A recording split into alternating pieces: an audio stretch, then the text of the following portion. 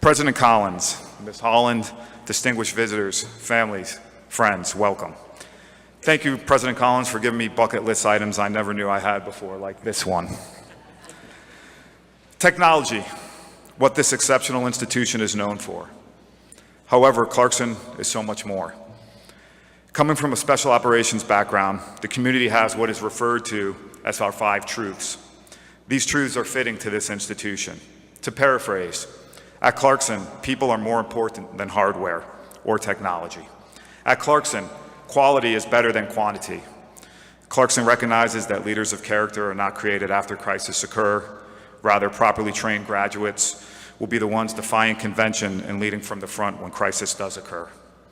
At Clarkson, relationships, thoughtful, engaged discourse matters. Treating everyone with dignity and respect not only matters, but must be intrinsic to who we are. You will rise to become the leaders of your organizations. It's in your DNA as Clarkson Golden Knights. Lead deeply with care and compassion. Accountability, high standards are forms of care and compassion. Your generation at times takes a bit of heat. I've had the honor and privilege to lead and serve alongside your contemporaries. They are every bit as brave, daring, tenacious, capable, yet compassionate and caring as any generation to come before. Those of you seated today will rise to the level of expectations required to excel and thrive in globally demanding environments. I'm often asked by some of your fellow students, what do I need to do to be successful? It's rather simple. Be on time and prepared for work. No matter the station you hold, remain humble, avoid hubris, act with integrity, and earn it every day. Success begets success, and greater success will follow. I open my remarks with an attempt at humor, a cautionary word. Humor and self-deprecation should be used in moderation. You are stepping into a serious world with serious challenges, requiring serious leaders. You are the leaders of character equal to the task. Parents, the rigors of this institution have prepared your child well for the demands they will encounter. They left home 4 years ago, youngsters, departing today as women and men forged for success with a spirit of service. Join in the lineage, fabric, and history of those who've worn the green and gold having gone before them. Students, from your Facebook posts, texts, tweets, public service announcement, use prudent judgment when tweeting, to your class evaluations, office hours, surveys, and countless hours in the classrooms. You have a special relationship with your faculty. They're committed to giving you the preparation you require and expect in order to achieve as you begin your journeys. Therefore, your Clarkson degree is a result of the mutual pursuit by student and faculty member towards education goals, diligence and responsibilities, and the Clarkson values, as well as earned respect. The foundation of your relationship formed on campus sets the stage for lifelong learning and the continuum of your engagement as a Clarkson alumni. Now let's get fired up. Let's see if we can rattle this roof a bit. Will our students and faculty please rise and accept a round of applause celebrating this milestone?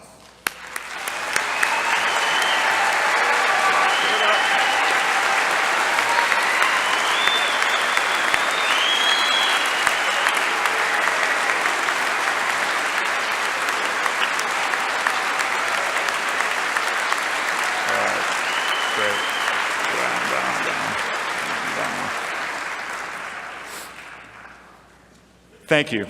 Please welcome Renata Spinoza, 18, Senior Class President, who will make remarks on behalf of your fellow students.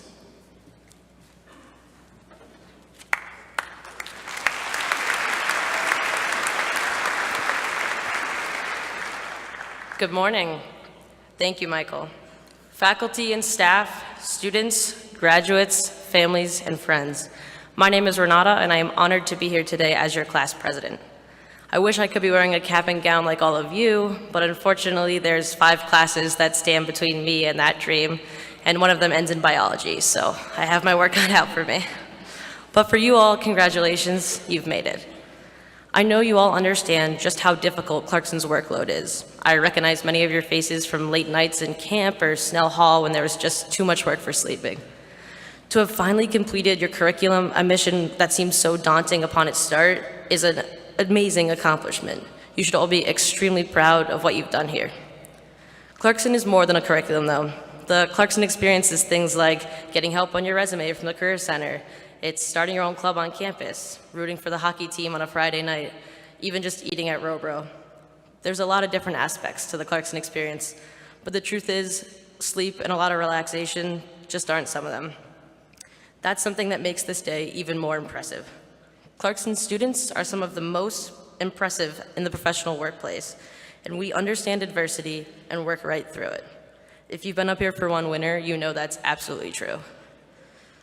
In order for Clarkson students to get to where they are today, you must have had help along the way. If you've ever received some criticism, a good job from a teammate, or even just a high five, take some time today to thank this person from which it came. No matter what the task, it is our team that determines how successful our outcome will be. By graduating here today, your team has proven to be just that. The people that you have chosen to surround yourself with have helped you graduate from a top-tier university and work towards earning jobs in your prospective careers. Yes, your own efforts are definitely the main determinant, but your team is what makes an outcome truly amazing. So please, after this ceremony, take some time to call someone that helped you or even hurt you and steered you in the right direction. It is moments like these that give us an opportunity to let someone know just how much they mean to you. As you leave here, remember the good times, the bad times, the late nights and the early mornings. The times you spent here will forever be some of the best and some of the hardest. But regardless, they made you who you are. Be grateful, but be proud. Once you leave here, life as you know it completely changes. But don't be sad. Definitely be excited. You have an opportunity to change the world. Because at the end of the day, why not you? Make your mark on the world and make Clarkson proud. Thank you again for letting me share this extremely special day with you, and congratulations once more. Let's go Tech.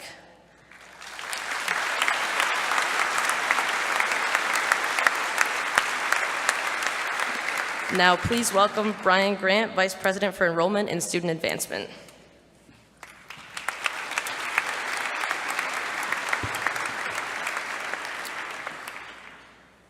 Well, it's always difficult following a great student. Wonderful job. I always feel blessed in my role in this university. I'm so fortunate to have the opportunity to work with students at the admission stage, but also be a part of their lives for the next 4 years in student affairs. I'm real fortunate because I'm probably one of the few people that got to see the high quality standards that our students, that you students had, even before you stepped on our campus. And I'm always loved that admissions time because it's really awe-inspiring to me. To hear what students did in high school, but more importantly for me to know what you were going to do for us here at Clarkson. And trust me, you have not disappointed us. You have made us a better institution. So I thank you for that. I also, from a student life perspective, the partnerships that we've formed, the fact that you have pushed us and elevated us, have made us a stronger institution. And that bond is critical for us as a university. But now I ask you to elevate even farther. So as you leave us here today, wave that green and gold banner high. Be proud Clarkson alumni. And make sure that you as Golden Knights continue to push further to help us as an institution. Make sure your companies are represented at our career fair. So your job here isn't done. You have the opportunity to help and continue to grow this institution. So I look back at the days that some of us may have met in my office or at a college fair table, and to think how quickly that time has gone by. And I just want to really thank you, I congratulate you, and most importantly, I wish you nothing but success as you move forward. So now it's my privilege to introduce Patrick Roche, the Vice President for Development and Alumni Relations, who will share a message about your transition from a Clarkson student to a full-fledged alumnus.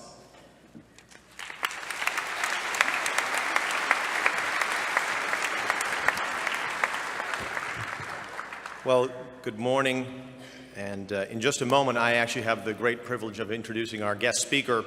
I might point out the second speaker in a row we've had from the class of 1985, so there must have been something particularly good in the water back in those days. It was a couple months ago that myself and some of the other folks who were on stage here spoke to our incoming freshman class, and it's always a chance for me to predict their future, that they would meet their great friends in the world while they were here at Clarkson, that professors and others would change and forever impact the way that they think, and that they would be well on their way to future success. Today, you have actualized those dreams as you step into the next phase of your life. So please accept my hearty congratulations to all of you in what must be and what will be one of the great days of your life. This day represents so much of a testament to the hard work that you've put into making your Clarkson degree a reality. It also reflects a time for us to say thank you, right? Thank you to the people that helped make that possible. Of course, first and foremost, it's a testament to your work, but to your families, to your professors, to the folks that you've met along the way here, to the friends who've helped make your degree possible. And that brings me to my point, which is this. It's an old college football term that I'm going to quote. It might seem a little strange here, but what is it that our office does, and what do we represent with alumni? We represent that one group that you might not think to give thanks to, but is very, very much part of it. It's the 12th man, right? So does anyone know what the 12th man is? The 12th man is the crowd in a college football stadium that cheers the team to victory. And that's what the alumni of this university have done, some 40,000 strong of them. They impact you as mentors. They impact you through the gifts that they make, and I dare say that there isn't a single person in this audience that hasn't been affected by scholarships and the generosity of those that came before you. And the reason I mention this to you today is because it's a nice chance to sort of look at your graduation and say, this bookends your Clarkson experience. And I'm here to tell you that Clarkson doesn't end today. Indeed, it's just beginning. We tell our alumni that there are 3 things we want them to do. We want them to involve, invest, and ensure. Continue to be involved with Clarkson. Invest in Clarkson of today, that's in your experience, and ensure the future stability and growth of the university. Now, those might sound like kind of dreadful concepts, right? We're asking you to do something and you haven't even quite gotten your degrees yet. But I'll tell you, it's a process of joy. It's a process that you can find tremendously welcoming and rewarding, and it's something we invite you all to do, to pay it forward to those next generations. So, on behalf of our office, and as I mentioned, our body of alumni, welcome to our family. Welcome to the Clarkson family. You will find Clarkson graduates in the halls of Congress and academia all across the world, and one thing that they have in common with you in your bright futures is going to be great and continued success. That is true to the Clarkson way. So, that's the end of my message there. It's now my great honor to introduce our guest speaker, Jennifer P. Howland. Jennifer graduated from Clarkson, where she received a bachelor in science in electrical and computer engineering. She continued on to get her master's in manufacturing systems engineering from Rensselaer Polytechnic Institute. No comment there. Jennifer has spent 32 years with IBM as an engineer, manager, and executive. Currently, she is executive for the Pathways Program for Experienced Diverse Technical Talent at the IBM corporate headquarters in Armonk, New York. Jennifer is also on Clarkson's Honors Programs Advisory Council, and she was recently recognized as one of Good Housekeeping's 2010 Women Changing the Way We See the World as a leader in science and technology. Please join me now in welcoming Jennifer Howland to.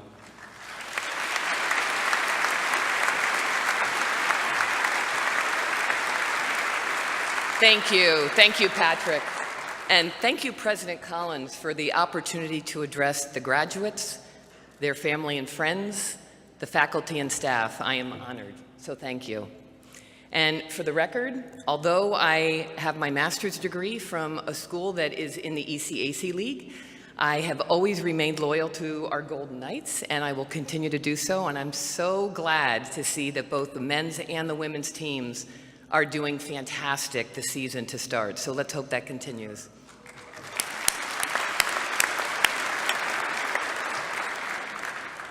So in thinking about what I wish I'd known all those years ago when I was literally sitting where you are today, because we used to graduate right here, that would have made me a better engineer, a better manager, executive, spouse, mother, sister, friend, it was easy.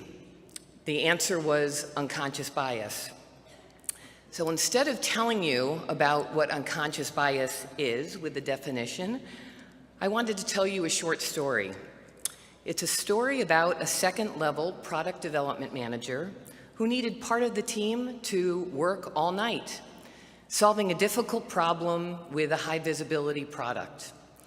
The upline manager asked all but one of the department's A team if they'd be willing to work that night. The person not asked was a woman engineer who also happened to be a mother. The manager assumed this employee would want to be home with her children after a long day at work and didn't want to pressure her to stay.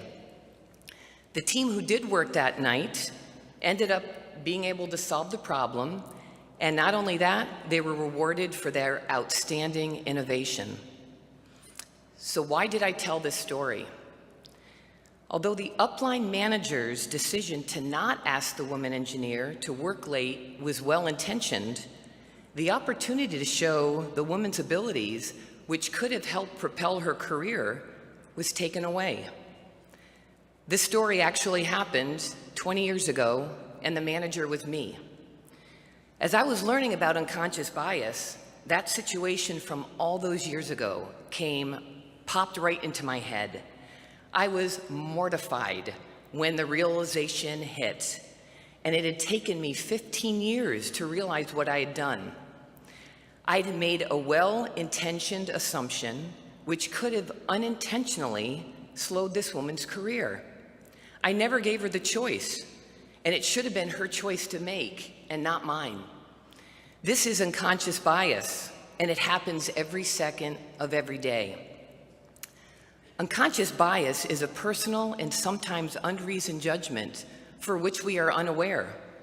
It happens automatically and is triggered by our brain making quick judgments and assessments of people and situations. It's influenced by our background, our culture, our personal experiences. And since each of us have a background, a culture, and personal experience, we are all biased. Every single one of us.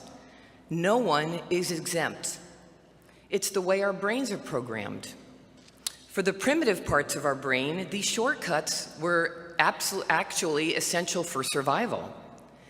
So to demonstrate how quickly and easily it is for your mind to be programmed, I'm going to put a bias in your mind. So we're going to do a little activity.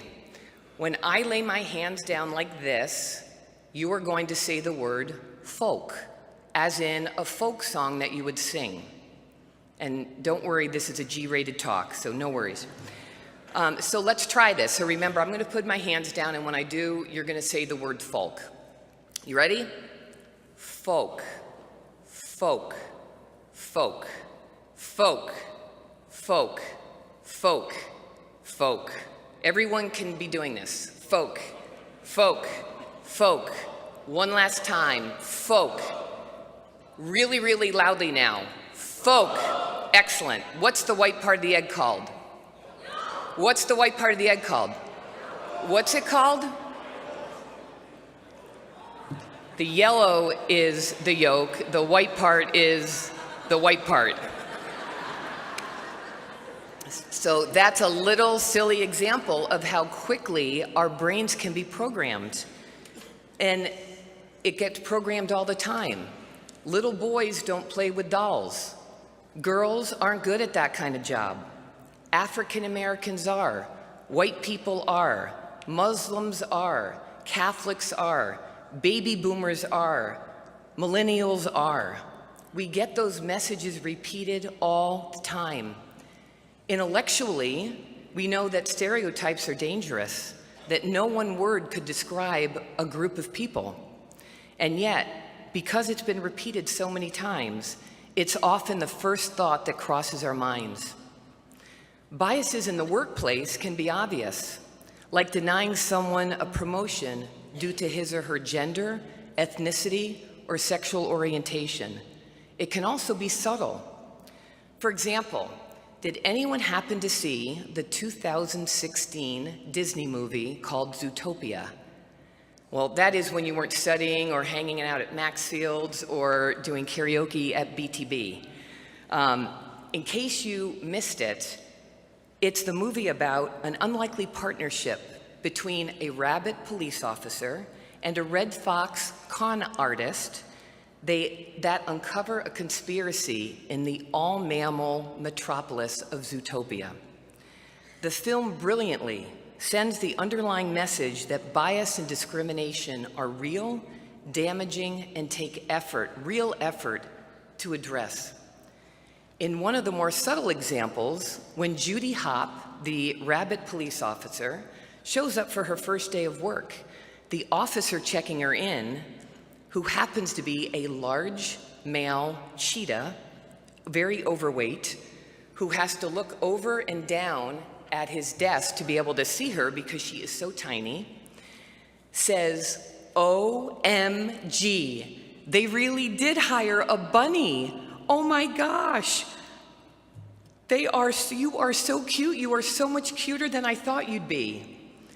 So Judy was a little taken aback and says, a bunny can call another bunny cute, but when another animal does it, it's like, And the cheetah police officer who's checking her in says, "Oh my gosh, I am so sorry. Me, an overweight, donut-loving cop, stereotyping you." So if you haven't seen it, it's really well worth the effort checking it out. Here are some other prevalent examples of subtle unconscious biases in the workplace. It's like making someone feel uneasy walking into a meeting where no one in the room looks like them, or because they left early to pick up children. It's like making someone feel frustrated when their opinion isn't asked, or when they're talked over, or when they're asserting their opinion only to be labeled aggressive or angry. It's like making someone feel annoyed by presuming they're less committed to family life because they're a man, or less committed to work because they're a mother. It's like making someone feel awkward by mistaking them for someone else of the same ethnicity, or by assuming that their white male colleague is in charge. And it's like making someone feel like they're expected to do more just because they don't have children, or by not understanding their difficulties when conversations aren't in their first language. Most of you now will be going on to work full-time in a professional role or moving on to grad school. Many will work in a global setting with foreign people and culture. Because you've been preconditioned to think the way you think, you'll make quick judgments, right or wrong, and you'll want to be cautious. The key to being inclusive is to first realize that those impulses or blind spots are crossing our minds and can impact the fair treatment of others. This is difficult when we typically don't like to admit we're biased because we're afraid we're going to be judged. But remember, every single one of us is biased. Then, after realizing and identifying unconscious biases, work on catching yourself before those biases are acted upon. Seeking out new experiences with people, locations, and situations that are different will help, since as you learn through these experiences, you become more empathetic. And being more empathetic helps neutralize your unconscious biases. It will also improve your designs and solutions. In the words of Steve Jobs, a lot of people in our industry haven't yet had very diverse experiences. So they don't have enough dots to connect, and they end up with very linear solutions without a broad perspective on the problem. The broader one's understanding of the human experience, the better design we will have. So each one of us has the power to make a difference by creating and fostering a positive, inclusive workplace where people's differences are valued and welcomed, and everyone can be their best, true, authentic selves. Be that person who will make a difference. And I'd like to close with an anonymous saying. We don't see things as they are. We see them as we are. Thank you, and congratulations to all the graduating students.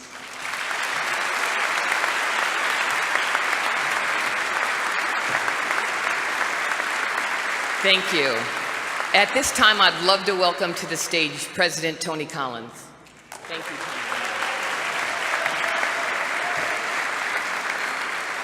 Thank you, Jennifer. In my profession, I get to hear lots of people talk, particularly at events like this, and I'm not sure I've heard a speech so profound. So thank you very much.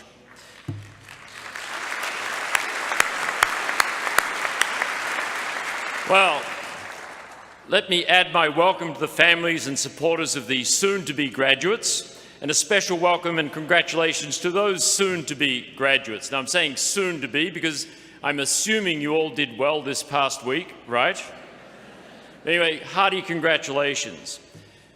I'll be reasonably brief, but let me instead change the focus here to your accomplishments. You've been congratulated and advice has been shared by those preceding me, but let's think about your accomplishments and what they have done for this institution. So I always dip my toe into an untouched water pond, or whatever the right expression is, because I'm about to call on some people here that don't know they're going to be called on.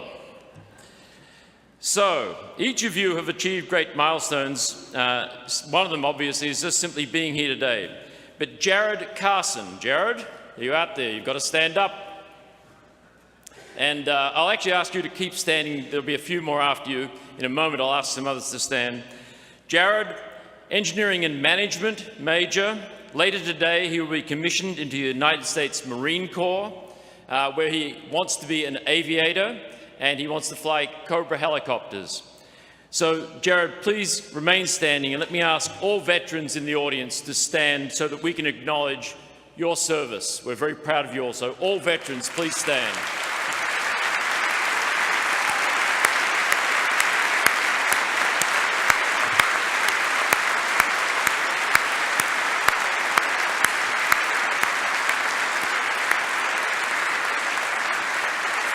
Thank you. Jared, I know you're tough, so you can keep standing. It won't take too long. Next is Bridget Bosquet. Bridget, where are you? Ah, yeah, did you know this was coming? Ah, no. So, Bridget, engineering and management, an honours student. Your advisor was Cecilia Martinez, and you have a patent pending, an honours student, and your thesis was around evaluating not-for-profits, and the software is under review for a patent, correct? I knew I shouldn't have gotten into a dialogue. The framework for the... Okay, well, that's pretty good. How about a round of applause? Keep standing, keep standing.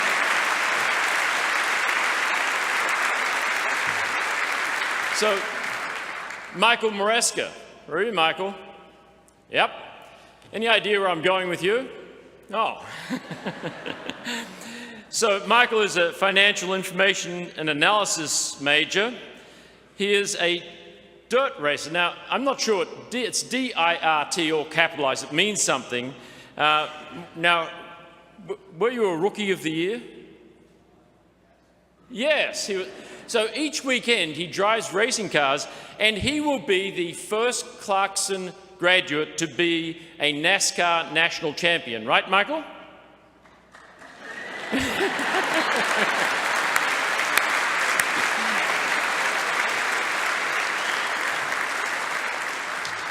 So now, Rachel Ed, Rachel, you didn't think you were going to escape me, did you?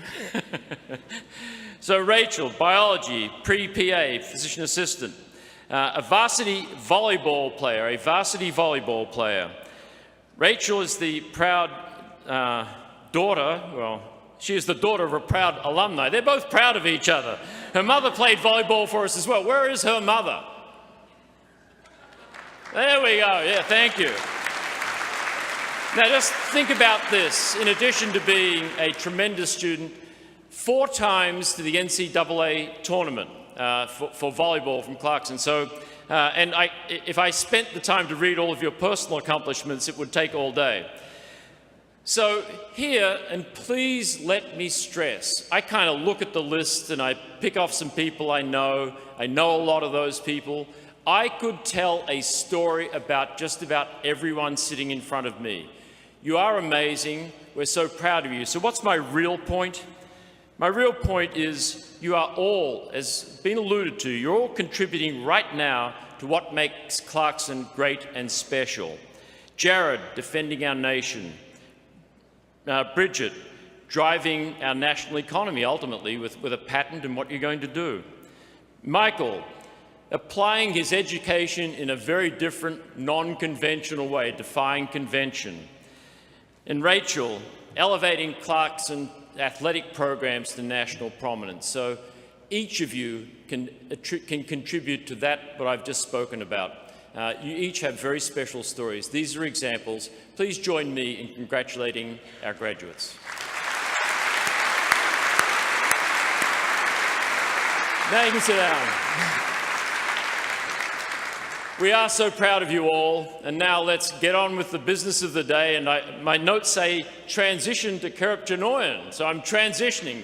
We may have to get a little arranged here, but I think we're about to really do the business of the day, so congratulations. It's over to you, Kerp. Thank you.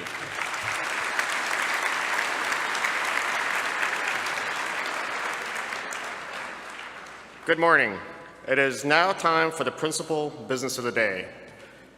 We now will recognize the students who have taken all the required coursework towards the degree at Clarkson, who are ready to move on to the next phase of their professional and personal pursuits. Students, you are presented today as candidates for your respective degrees to be confirmed by a vote of the faculty and the Board of Trustees after all the grades are finalized, and which will grant you all the rights, privileges, responsibilities, and honors which appertain thereto for a Clarkson degree. Following a tradition that we've had, the doctoral candidates will be presented first, followed by the master's degree candidates, then the bachelor's degree candidates. Students, please ascend to the stage to be recognized when your name is called. Family and friends, we ask you to please hold your applause until all the candidates for each degree cohort have been recognized. Beginning with the recognition of candidates for Clarkson's highest degree, the doctoral candidates.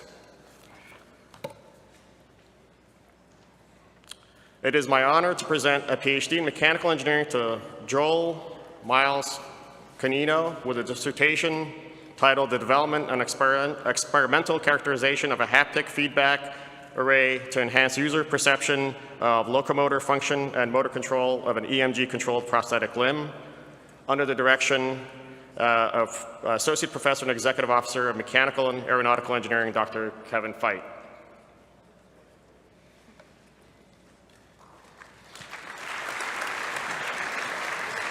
It is an honor for me to present PhD in Electrical and Computer Engineering to Natalie Kurgan-Canino with her dissertation, Calculating Pulse Transit Time and Pulse Wave Velocities Using Novel Processing Surface Periordial Accelerometric Data, under the direction of Shulman Professor, Department of Electrical and Computer Engineering, and Director of CREST, Dr. Charles Robinson.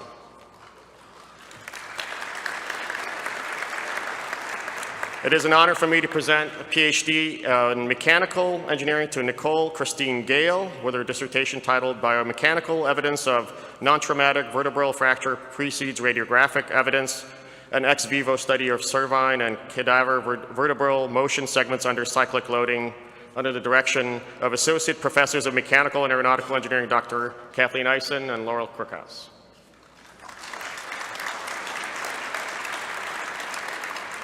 It is an honor for me to present PhD in Chemical Engineering to Miao Liu with his dissertation titled Using Computer Simulations to Design New Polymers, under the direction of Professor of Chemical and Biomolecular Engineering, Dr. John McLaughlin.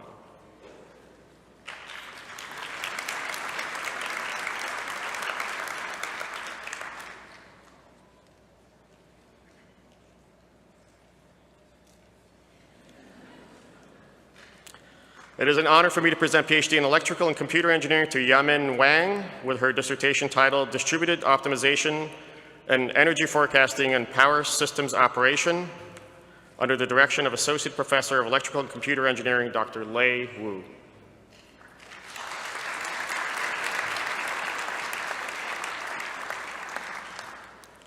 It is an honor for me to present PhD in Environmental Science and Engineering to Hao Zhou with his dissertation titled Atmosphere, Spatiated Mercury Temporal Patterns, Trends, and Wet Deposition, Source Identification in Northeastern United States, under the direction of Gene Newell, Distinguished Professor of Engineering and Co-Director of CARES, Dr. Thomas Holson.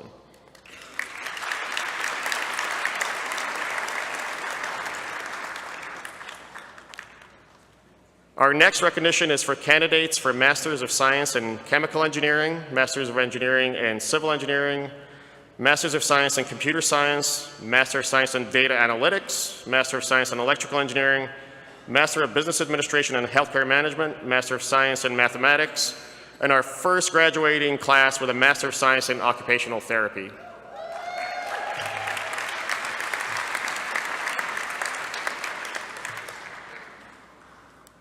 Okay, we'll wait a few seconds.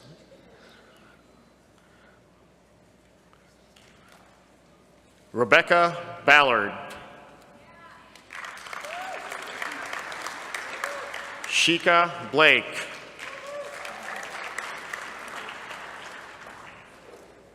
Matilda Shankira. Stephanie Cowie. Nicholas DeMario. Cy Dean. Laurel Glasscock.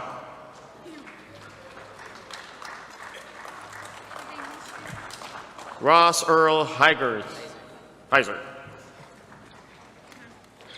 Chia Shen Hu. We're missing. Okay. Ahmed Khalil. Young Lee.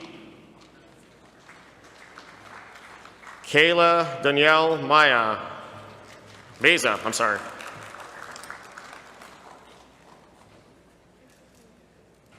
Chase Now Hicks. Marissa Newman. Kimberly Michelle O'Brien. Narisha Samsundar. Caitlin Rose Skufka. Caitlin Steffen. Caitlin Elizabeth Stone.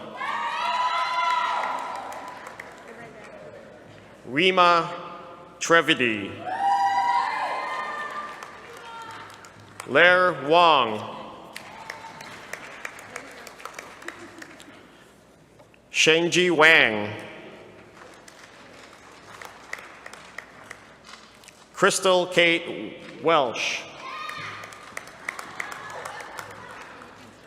Casey Nicole Wentworth. Mian Young.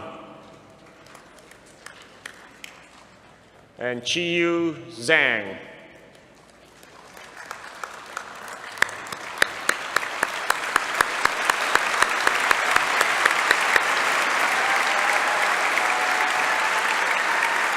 Congratulations.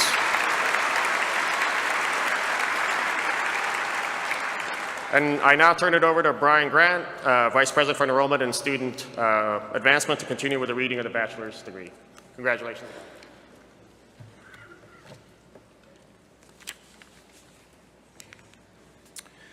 Our final recognition is for the degree cohort for Bachelor of Science and Bachelor of Professional Studies.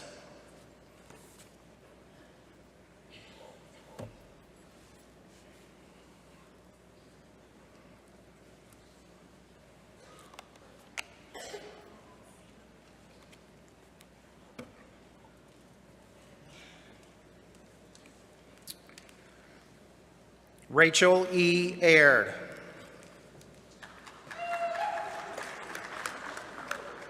Jonah J. Allen. Grant Christopher Andrews. Courtney Renee Anthausener. Delvis Bava. Brianna Marie Barley.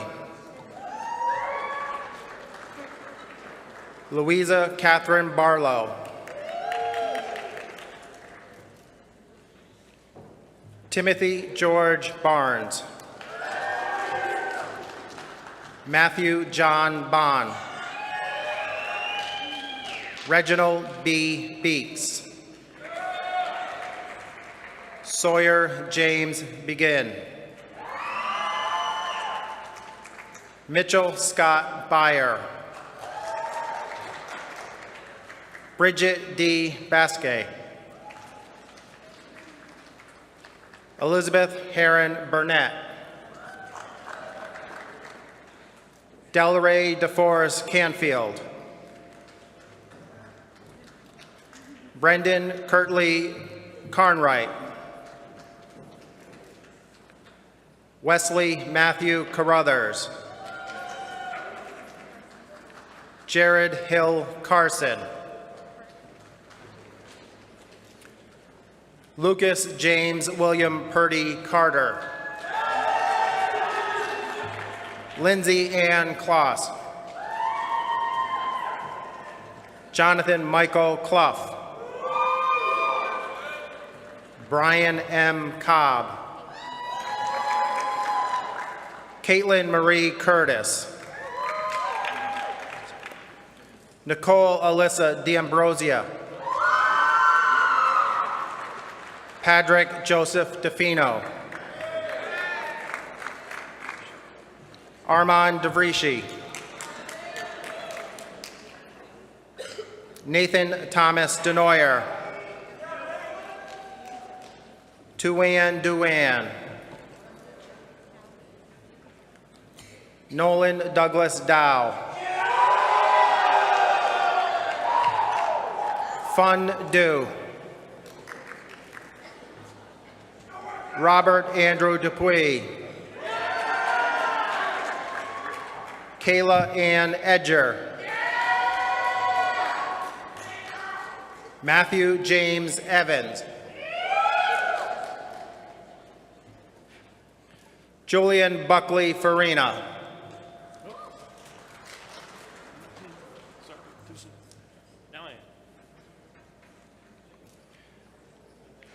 Derek J. Feely. Julie Alexandra Flores. Allison A. Forbear. Thomas Jordan Ford. Nicholas Charles Fortin. Matthew Scott Gasparino. Jonathan Andrew Gell. Cole Michael Gurman. Benjamin Thomas Godin. Chrissy Jalen Goverson. Herstama Gwenov. Megan Elizabeth Hartwell. Eric L. Henderson. Jordan Diane Hoffman. Tone Keith Hugh Wynn. Matthew Joseph Inkowit. Julia Margaret Conmed. Kaylee Jean Knapp. Lucas John Knowles. Emily Sarah Cott. Lynn Nicole Cooperblatt. Jeffrey M. LaFlame. Christopher Lewis Larson. John R. Lescarbo. Andrew Nicholas Littier. Corey S. Lewis. Foster Niles Lynch. Joseph M. Mayer. Michael Maresca. Victor George Marsanskis. Tiana Marie Martinez. Carl James McDerby. Kevin David McNeil. Jeffrey R. Miron. Foster Herman Mitchell. Sean Michael Najewski. Jacob Taylor Nudie. Nicholas Alexander Norris. Richard Manuel Nunez. Richard James O'Leary. Joy Oniriku. Michaela Rose Ott. Jonathan Davis Parker. Hunat Pachunkichik. Alexander Provan. Mark Ethan Alexander Ross Hickson. Jacob Michael Sardina. Catherine Marie Scott. Jacob Al Adam Shea. Sally Shahita. Ryan M. Shippey. Gabrielle Elizabeth Spaziani. Joseph Matthew Stokes. Scott Douglas Straw. James Scott Stryker. Dylan Michael Sweeney. Julianne Scott Taylor. Caleb Joseph Todd.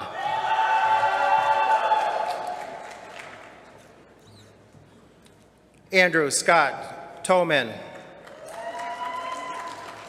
Stacia Helen Valek. Megan Lee Voorhees. E. Wan. Isaiah Tony Wilson. Adam Dean Whittick. Adam M. Woodruff. Jennifer Amanda Yeager. Trevor Cobb Yarrington. Ariana Wyan.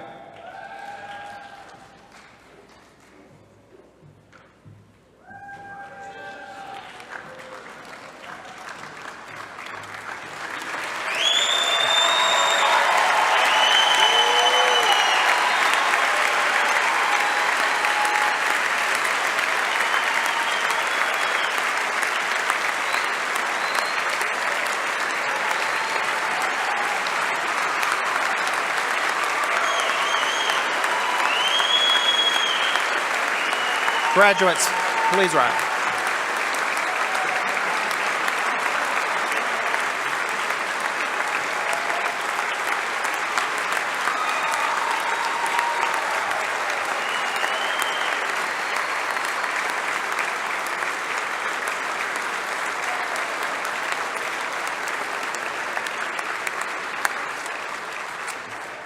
Please be seated. Thank you, faculty, staff, friends, and family, for your rousing applause over these degree candidates and their accomplishments. Associate Professor of Mechanical Engineering and Chair of the Faculty Senate, Kevin Feit, will share final sentiments for the class on behalf of the faculty.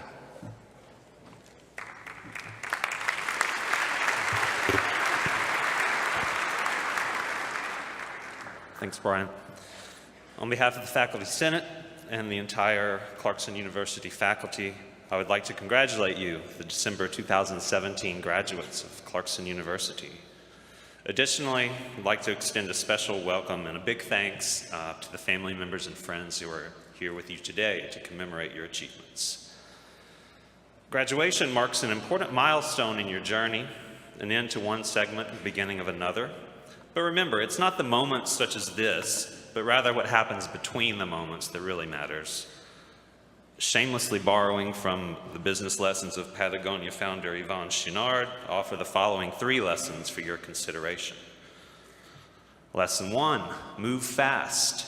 You can't afford to wait until you have all the answers before taking action. As Porter Wagner sings, time waits for no one. While life rides a train, time always flies. Take care not to let time pass you by too quickly. Lesson 2, good design is little design. Complexity is often a telltale sign that the functional needs have not been met. The art of simplicity should never be discounted. And lesson 3, always have a sense of urgency. Innovation in whatever it is you do requires continuous change that is fostered by a sense of urgency and to some extent paranoia. Challenging yourself and your coworkers with instigating change can be critical to your survival both professionally and beyond. So embrace the importance of the need for continual learning and adaptation to the ever-changing environment in which you're immersed. During your time as a student here, Clarkson has prepared you and, more importantly, taught you how to prepare for the challenges that lie ahead. It's in your hands now. Congratulations and good luck.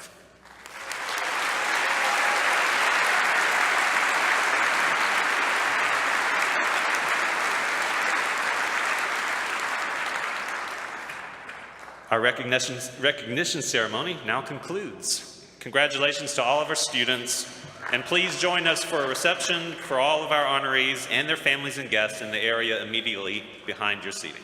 Thank you for coming.